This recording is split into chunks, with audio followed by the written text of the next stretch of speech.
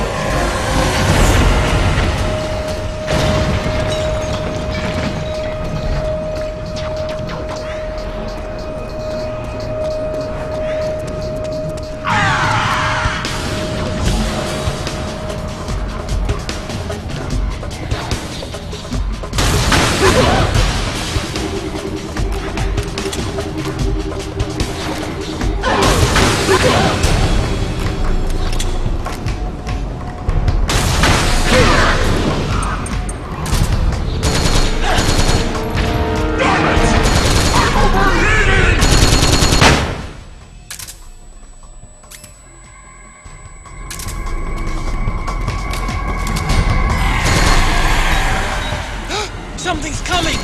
Run, Snake! Run!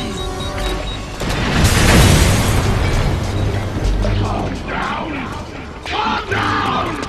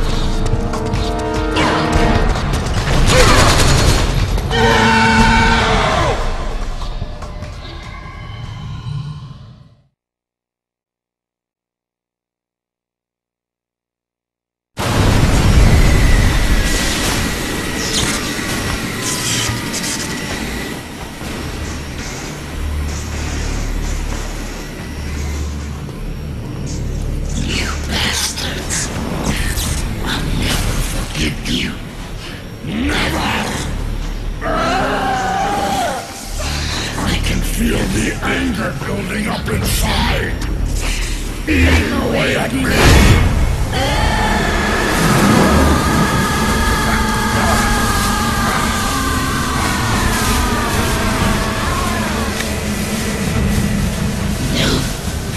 No, I'll never forgive myself.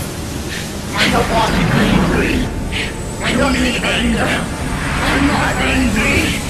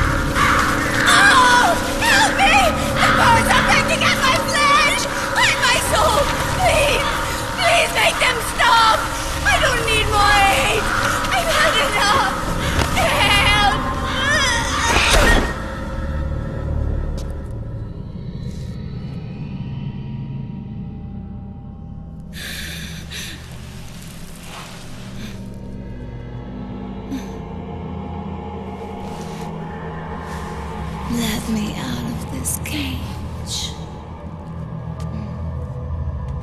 I don't need these wings. I don't need this range.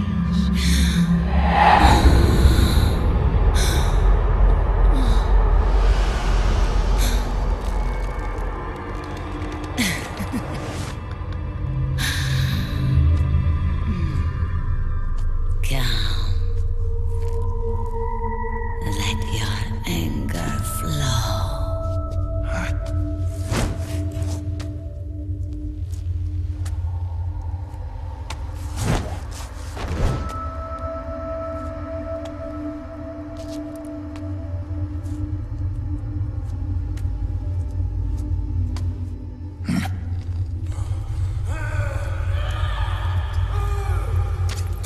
Snake! She's come out of her suit! Watch out! She's gonna try to grab you!